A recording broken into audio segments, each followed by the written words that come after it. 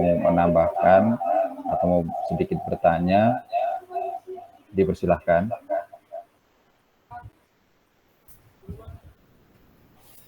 Mungkin kalau nggak ada yang tanya bisa kayak sharing gitu kali ya kan? Iya, itu dia maksud saya, itu menambahkan, bertanya, nah kan itu berarti sharing.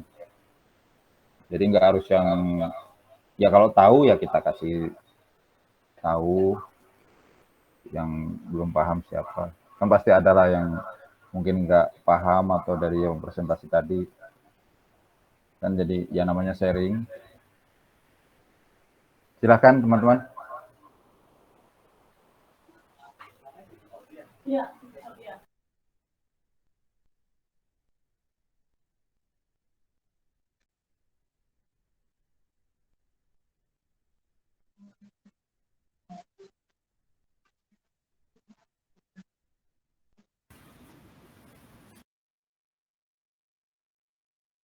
Iya, betul. Aku dong mau nanya. Oh, baik. Pak Dede Lingko.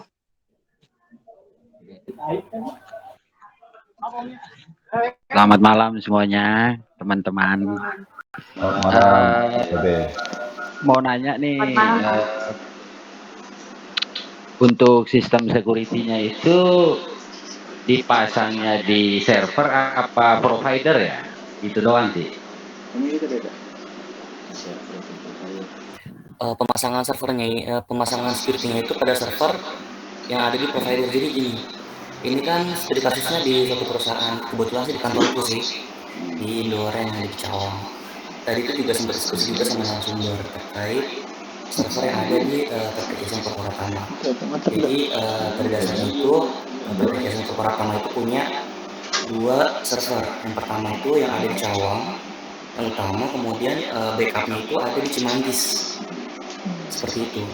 Tadi juga saya sempat tanya sih, bagaimana jika server yang ada di Cawang ini rusak atau tidak dapat digunakan? Maka akan dilakukan restore data yang ada server di Cimanggis untuk dibuatkan kembali satu server utama yang ada di Cawang atau dibuatkan server baru, nanti ada di restore data. Terus saya tanya lagi tuh, bagaimana jika server yang ada di Cawang sama yang di Cimanggis rusak? Nah, ternyata yang di Cimanggis itu punya provider lain nih, ada yang mengelola juga. Jadi kalaupun kedua server ini rusak, nanti ada backup-nya juga, seperti itu sih Mas Federingo. Itu sih.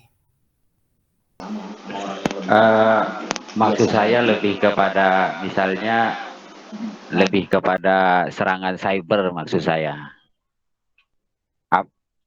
Biasanya kan pastinya kan dia lebih nyerangnya kan ke server.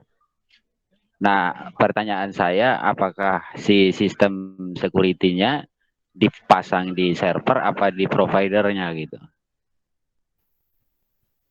Kalau itu aku mesti tanya ke narasumbernya dulu kali ya.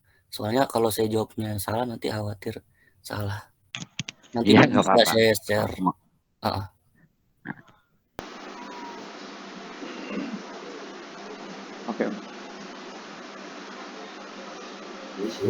Oke, mungkin ada yang lain?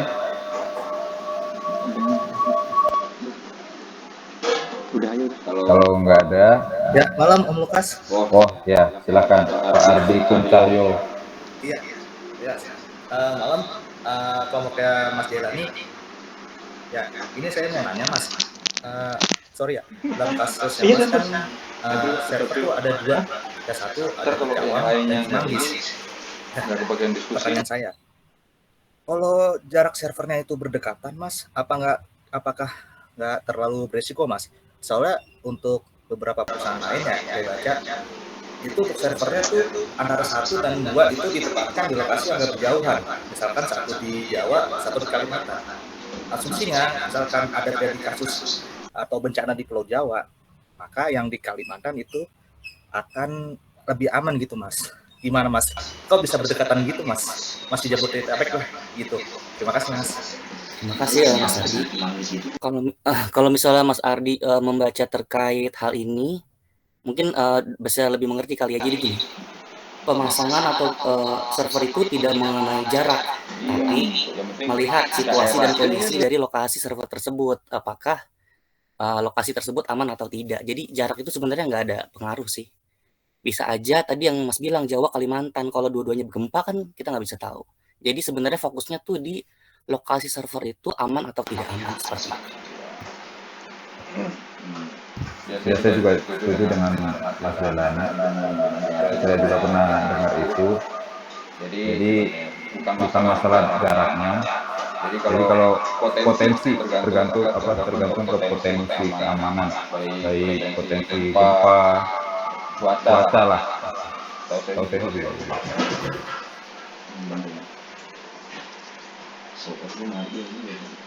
Bagaimana Pak Ardi? Apakah cukup? Ya, Pak Riko. Sebenarnya sih, ya saya juga tahu sih emang jarak tuh nggak bermasalah ya Mas. Tapi kan kalau apa tuh antara Cawang Cimanggis kan ibaratnya masih satu wilayah Jabodetabek. Nanti kalau misalkan dia mungkin kayak waktu itu ya satu pulau Jawa mati lampu total atau trouble satu pulau atau satu wilayah akan jadi masalah juga Mas.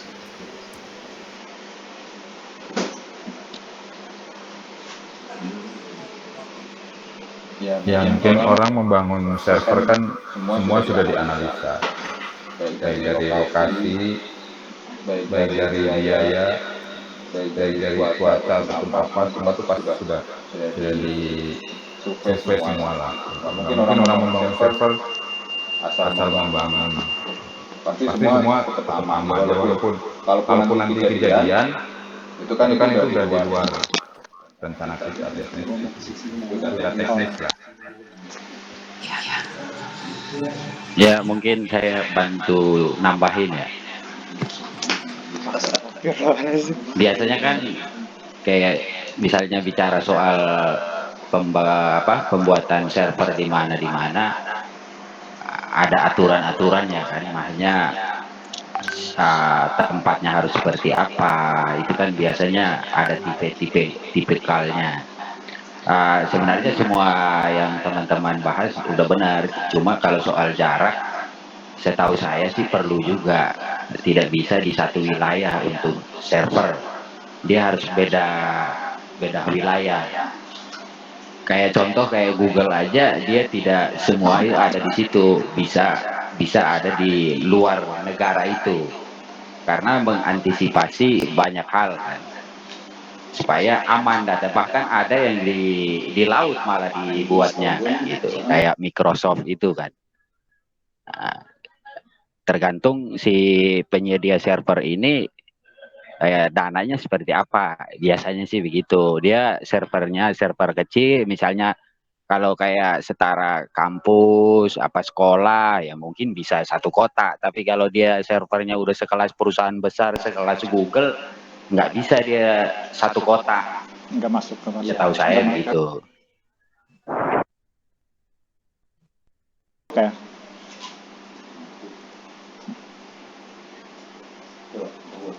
Boleh aku bantu jawab? Mungkin untuk jarak ini memang ada beberapa jadi permasalahan ya. Cuman maksudnya untuk PT Indoren ini kan mungkin hanya bisa mencakup, maksudnya dalam artian perusahaan ini baru start seperti ini gitu. Jadi belum sampai ke luar wilayah semacam luar kota gitu. Dan mungkin kalaupun misalkan luar kota masih bisa kita backup, dalam artian si Indoren ini ya udah memang kita buat untuk sistem di sini, dan kita sudah punya recovery, punya backup secara berkala gitu. Yang intinya semua itu sudah kita planningkan gitu. Jadi untuk hal-hal seperti itu kita hindarin gitu, walaupun memang di luar dugaan akan terjadi. Gitu aja sih.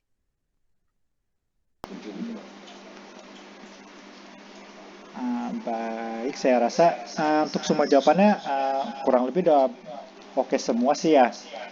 Cuman menurut saya kalau untuk pertanyaan pun jangan terlalu untuk menyudutkan aja kali ya.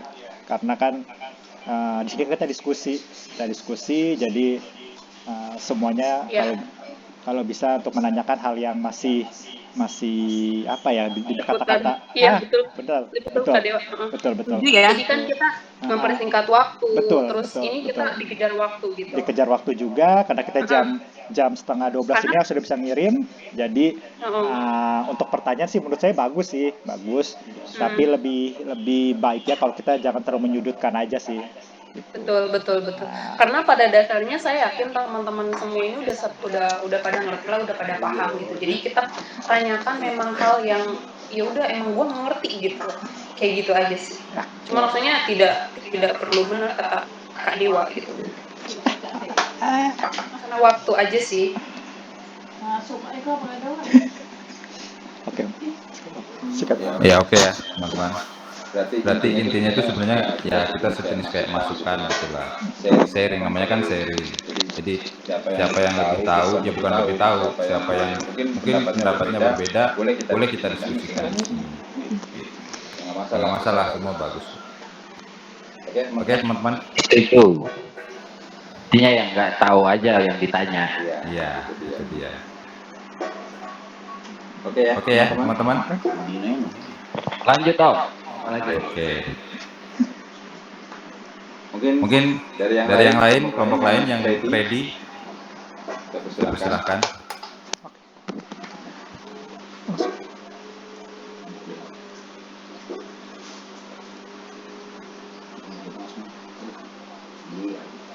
Ada yang udah ready? Gue sikat. Langsung muncul aja di screen. Sudah ya, oke.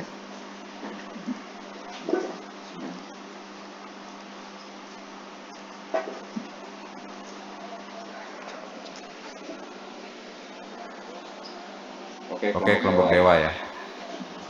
Nanti yang lain bisa sambil dipersiapkan. Oke ya. Mic-nya gue lupa belum.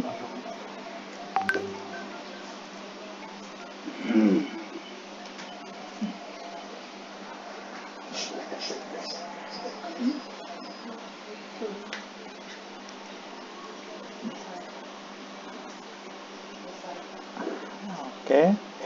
Selamat malam teman-teman semua. Malam hari ini kami ingin mempresentasikan tentang keamanan sistem informasi, yaitu dengan judul Rancangan Disaster Recovery pada Instansi Pendidikan Studi Kasus, yaitu di STMIC. Oke, sebelum saya menjelaskan lebih jauh, saya ingin memperkenalkan kelompok saya. Yang pertama ada Muhammad Ridho Nazarullah, lalu dengan saya sendiri, Brother Senjaka Dewa, lalu ada Rian Hidayatullah, ada Lukas Pramono, serta Imam Prayoga. Oke, tujuan dari presentasi hari ini itu saya ingin menjelaskan sedikit, yaitu tentang teknologi informasi merupakan salah satu kebutuhan mendasar hampir di semua sektor bisnis. Teknologi informasi dalam konteks teknis dapat diartikan sebagai sekumpulan infrastruktur untuk mendukung pengolahan informasi yang meliputi proses collect, store, dan retrieval of information. Instansi perguruan tinggi merupakan salah satu organisasi yang juga mempercayakan informasi pentingnya kepada peralatan teknologi informasi. Pelayanan informasi diberikan tidak hanya kepada sivitas akademik di lingkungan internal, tetapi juga untuk alumni. Pada keadaan-keadaan seperti di atas, maka pengambilan keputusan yang tepat sangatlah diperlukan untuk menjaga kelangsungan instansi pendidik atau organisasi lainnya. Landasan teori. Jadi, DRP ini adalah suatu acuan berisikan prosedur untuk mengatasi kejadian hilangnya sumber daya sistem informasi dalam sebuah universitas yang diakibatkan dari bencana, menyediakan operasi cadangan selama sistem utama berhenti, dan mengelola proses pemeliharaan serta penyelamatan data untuk meminimalisir kerugian yang dialami oleh organisasi tersebut atau sebuah kampus. Keuntungan dengan adanya Disaster Recovery Plan diantaranya adalah Yang pertama, mengurangi kemungkinan terjadinya kerugian secara ekonomi karena terjadi bencana. Jadi universitas tersebut bisa mengurangi kerugiannya secara ekonomi. Kedua, meningkatkan stabilitas organisasi. Dan ketiga, memberikan rencana pemulihan secara teratur dan terukur. Lalu menghindari terjadinya ketergantungan terpusat pada satuan sekelompok personal. Yang kelima, melindungi aset organisasi termasuk keselamatan personal di dalamnya. Baik, di sini saya ingin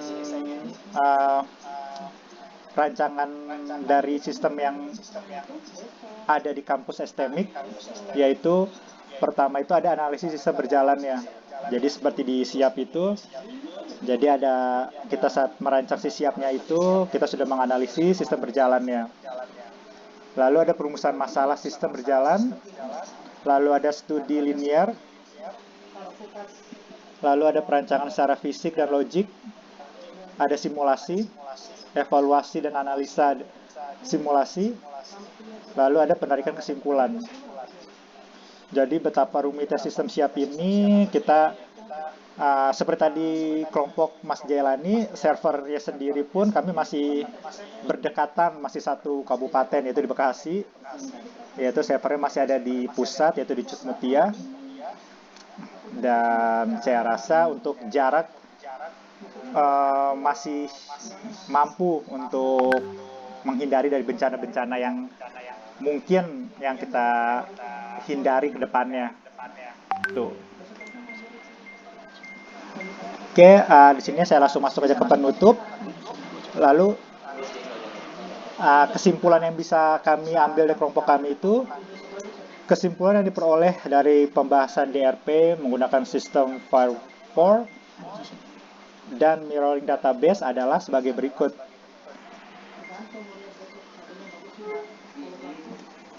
Ya, jadi di sini yang pertama itu dengan dibuatnya penelitian ini maka Universitas Mercubuana dapat melakukan reshuffling sistem. Dalam suka STMIC Pranata dapat melakukan reshuffling sistem bila terjadi bencana. Kedua, penelitian ini bisa melakukan perancangan pembangunan pada STMIC Pranata depannya. Ketiga, dari hasil simulasi bisa buat didapatkan bahwa sistem failover yang digunakan berhasil. Hal ini dilakukan pada transaksi tetap bisa berjalan maupun server utama down. Begitu juga dengan sistem mirroring yang bisa dikatakan sukses.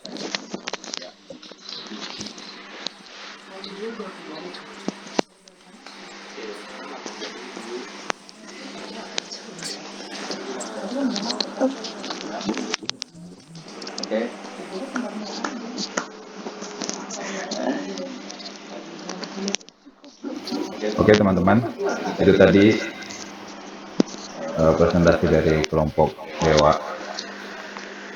Kalau ada teman-teman yang ingin menambahkan, itu silahkan. Kalau tidak ada, nanti kita lanjut ke teman-teman kelompok lain yang sudah ready. Dari Google, cuman kok gue edit. Next. Oke ya teman-teman, nggak ada? Next. Oke, kalau nggak ada, silahkan untuk kelompok yang udah ready, kelompok Umbu atau kelompok Silvi.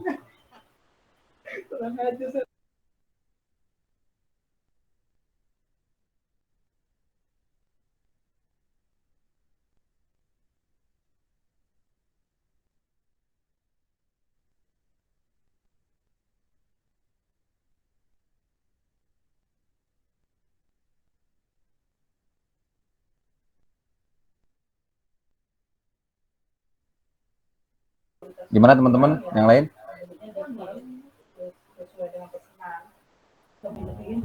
Silvi, kelompok Silvi.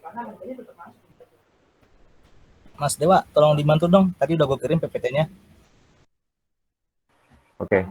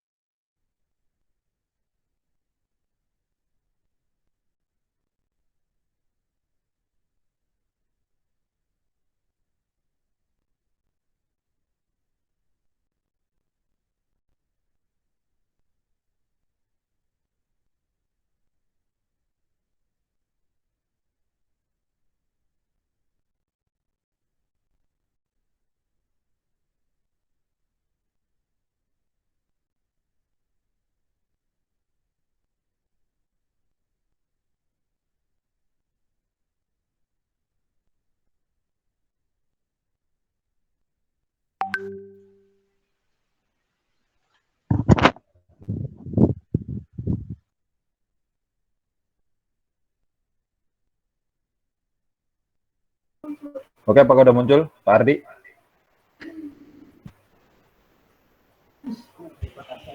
Oke, dimulai dari Mbak Puri. Silakan Mbak Puri. Iya, Assalamualaikum warahmatullahi wabarakatuh. Selamat malam untuk teman-teman semuanya. Untuk mempersingkat waktu mengenai pembahasannya dimulai dari latar belakang, pengertian DRP, definisi bencana, contoh strategi, solusi DRP, pemilihan lokasi DRP, pemeliharaan dan pengujian DRP, yang terakhir referensi. Bisa di next.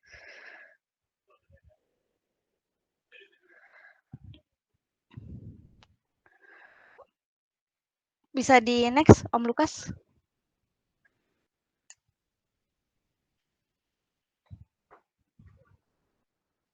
Latar belakang di Starter Recovery Plan DRP sangat penting dalam proses bisnis.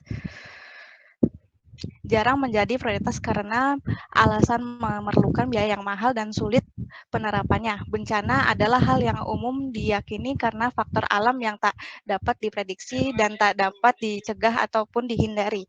Mendapatkan dukungan dari pihak manajemen. Sudah terlalu sering BCP menempati urutan prioritas terendah atau proyek ini ditangani staf junior. Bisa di next kembali.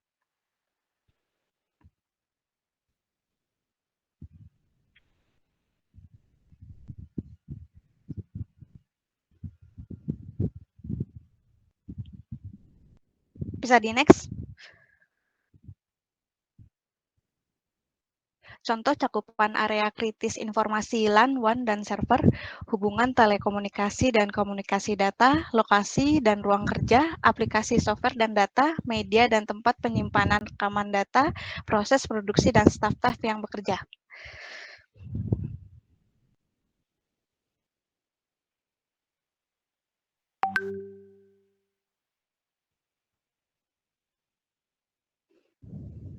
Pengertian DRP. DRP adalah prosedur yang dijalankan saat BCP berlangsung in action berupa langkah-langkah untuk penyelamatan dan pemulihan recovery khususnya terhadap fasilitas IT dan sistem informasi. Pengaturan yang komprehensif berisikan tindakan-tindakan konsisten yang harus dilakukan sebelum, selama, dan setelah adanya kejadian bencana yang mengakibatkan hilangnya sumber daya sistem informasi secara bermakna. Berisikan prosedur untuk merespon kejadian emergensi, menyediakan operasi backup cadangan selama sistem terhenti, dan mengelola proses pemulihan serta penyelamatan. DRP merupakan bagian atau subset dari strategi yang ada pada BCP sehingga mampu meminimalisir kerugian yang dialami oleh organisasi. Selanjutnya bisa dibantu untuk Dita. Iya, tujuan DRP menyediakan kemampuan atau sumber daya untuk menjalankan proses virtual pada lokasi cadangan sementara waktu dan mengembalikan fungsi lokasi utama menjadi normal dalam batasan waktu tertentu dengan menjalankan prosedur pemulihan cepat untuk meminimalisir kerugian organisasi. Bisa di next, Kak. Manfaat DRP. Yang pertama, melindungi organisasi dari kegagalan layanan komputer utama. Yang kedua, meminimalisasi resiko organisasi terhadap penundaan dalam penyediaan layanan. Yang ketiga, menjamin kehandalan dari sistem yang sedia melalui pengetesan dan simulasi. Yang keempat, meminimalisasi proses pengambilan keputusan oleh personal atau manusia selama bencana.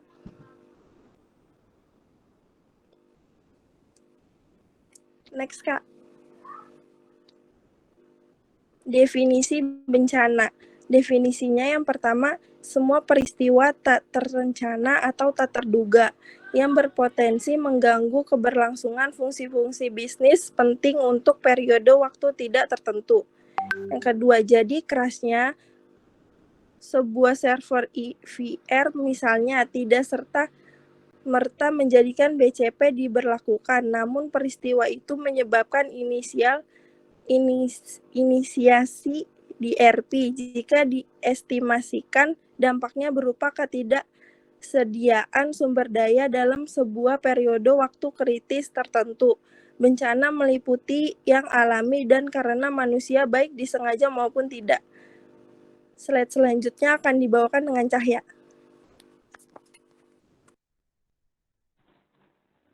Baik, saya akan melanjutkan slide berikutnya. Bisa di next?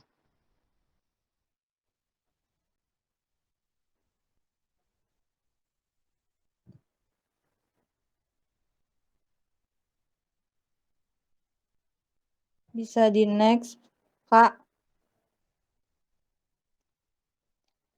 Kategori jangka waktu antisipasi.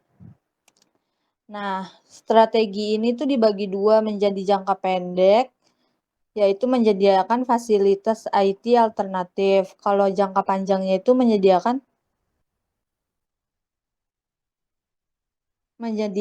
fasilitas IT yang permanen. Bisa di next. Contoh strategi business continuity jika terjadi bencana. Yang pertama itu tidak melakukan apa-apa sampai pemulihan fasilitas sudah beroperasi kembali. Contohnya pada sistem perpustakaan. Jika sistem sudah beroperasi, maka petugas kembali menggunakan aplikasi tersebut. Yang kedua, melakukan prosedur secara manual sambil menunggu sistem kembali beroperasi.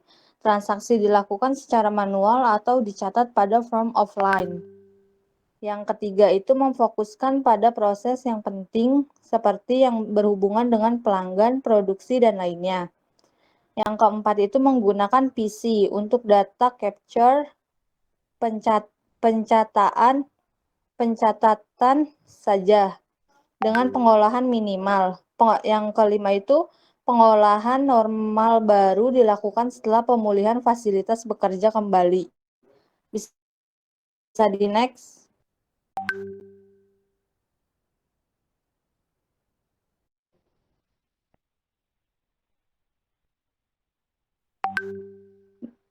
Contoh strategi menemukan alternatif data processing. Yang pertama itu melakukan duplikasi terhadap fasilitas proses informasi. Yang kedua website. Yang ketiga itu website. Yang keempat itu cold site. Yang kelima perjanjian dengan perusahaan lain atau mutual aid agreement. Yang ke-6 itu multi-talk center. Yang ke-7 outsource. Slide selanjutnya bisa dilanjutkan dengan Bang Umbu. Oke, contoh strategi pemulihan jalur komunikasi. Ada beberapa seperti network redundancy, alternative routing, diverse routing, long-haul network diversity, protection of local loop, last mile security, voice recovery. Next.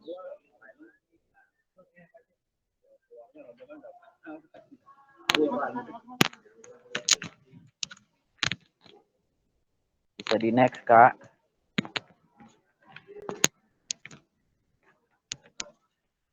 Ya, berikutnya pemulihan berbasis jaringan internet. Ya, contoh seperti di layar, gambar di sini ada local server,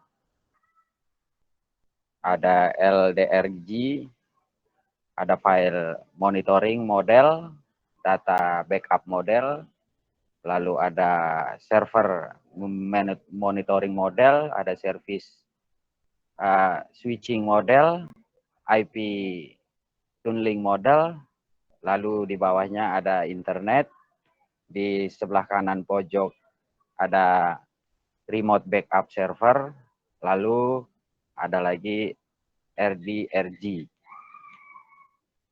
Bisa di next, Kak.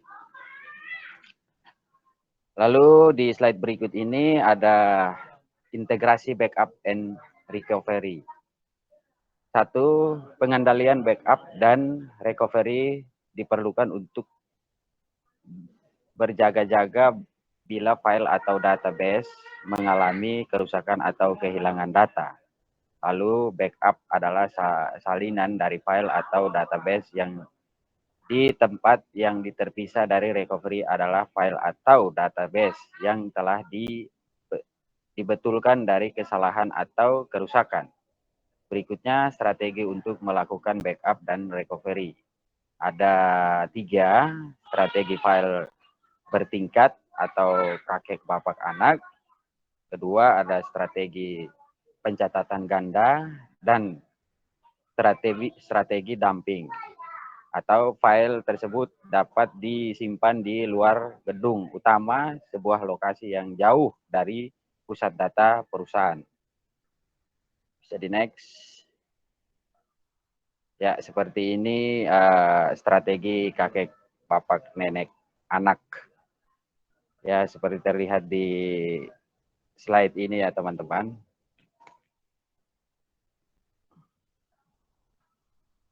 Mungkin saya nggak bacakan ya, bisa di next. Ya. Lalu ada strategi pencatatan ganda, penyimpanan 2 buah salinan database yang lengkap secara terpisah. Bila terjadi transaksi, keduanya diupdate secara bersamaan. 2 recording sangat tepat untuk aplikasi-aplikasi database-nya tidak boleh terganggu dan harus selalu siap. Sebagai pertimbangannya, strategi ini mahal karena menggunakan multiple prosesor dan database. Ya, mungkin slide berikutnya untuk Pak Ardi.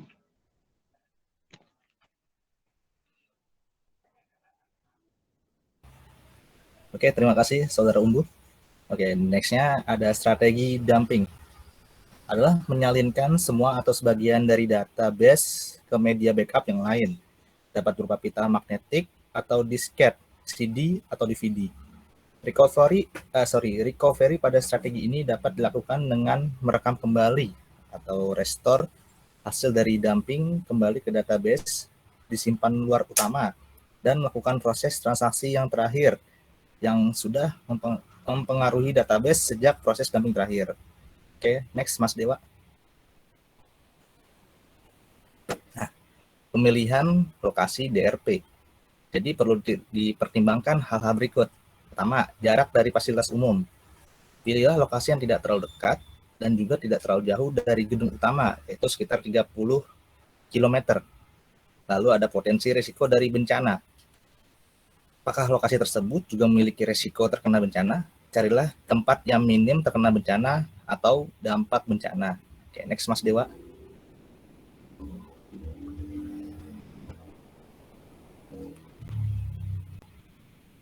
Nah, oke. Lalu ada lagi pemeliharaan rencana pemulihan data. Disaster recovery plan sering juga disebut off of date atau tidak sesuai lagi dengan kondisi organisasi atau perkembangan yang terjadi di sekitar baik ancaman bencana maupun tingkat persaingan. Organisasi mungkin telah mereorganisasi dan mungkin saja unit bisnis kritikal telah berbeda dari saat direncanakan dahulu. Perubahan infrastruktur jaringan juga akan merubah lokasi dan konfigurasi dari hardware, software, dan komponen lainnya. Membuat prosedur pemeliharaan BCP dan DRP dalam sebuah organisasi dengan menggunakan job description yang mensentralisasi tanggung jawab update. Oke, lalu merilis dokumen versi final yang terbaru. Baik, bisa dilanjut oleh Mas Jovi. Baik, oke. Pengujian DRP. 1. Checklist test. Preliminary test dari pengujian. 2. Structural test. Tes dilakukan melalui pertemuan antar perwakilan dari tiap unit manajer untuk membahas seluruh isi dari perencanaan. 3. Simulasi tes. 4. Parallel tes. Memastikan supaya sistem yang utama dapat tetap berjalan pada lokasi alternatif backup. 5. Full interruption test. Sangat beresiko karena kejadian bencana dampak benar-benar diterapkan. 2. Namun ini adalah cara terbaik untuk menguji recovery plan apakah dapat berjalan atau tidak. Next, Wak.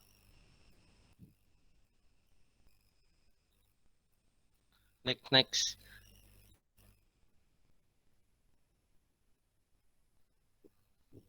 Ya, bagi yang mau bertanya soal materi yang kita bawa, silakan ditunggu pertanyaannya.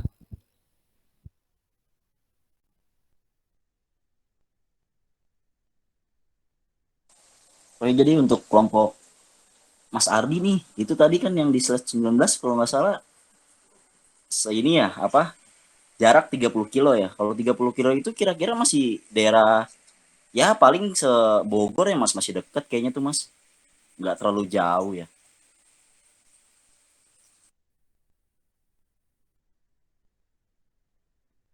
Ya, Mas Rido, benar sekali. Dari banyak itu yang saya baca, untuk server tuh kebanyakan bank-bank ya seperti Mandiri, BRI, itu kebanyakan mereka berada di sekitar Bogor seperti Gunung Putri atau ya Gunung Putri pokoknya daerah Bogor gitu Mas, yang tidak terlalu jauh dari pusat ibu kota.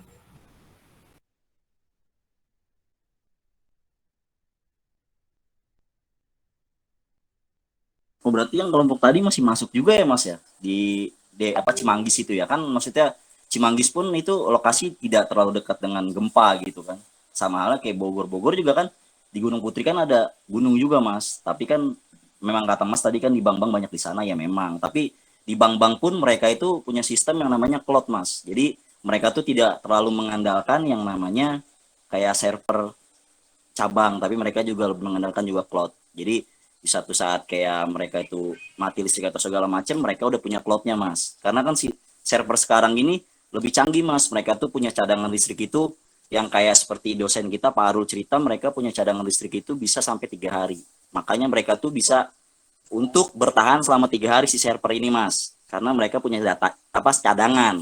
Jadi ketika ada gempa pada hari itu mereka tuh masih bisa jalan servernya Mas selama 3 hari. Ya gitu yang saya pernah tuh sharing sama Pak Arul. Kalau lebih dari 3 hari, nah nanti berarti memang itu akan mati. Tapi kan ya namanya ketika ada bencana segala macam pasti tim mereka lebih cepat lah untuk gerak agar server itu tidak mati total selama waktu 3 hari Mas. Itu masih yang lagi tuh pernah saya sharing dengan si dosen kita yang namanya Pak Arul, Pak Sahrul. Ya, syukur sekali ya jawaban ataupun masukan dari Bapak Rido. Syukur sekali. Dari yang lain mungkin?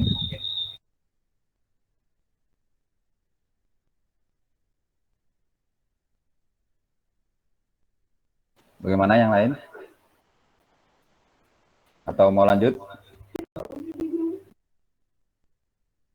Dilanjut aja Om.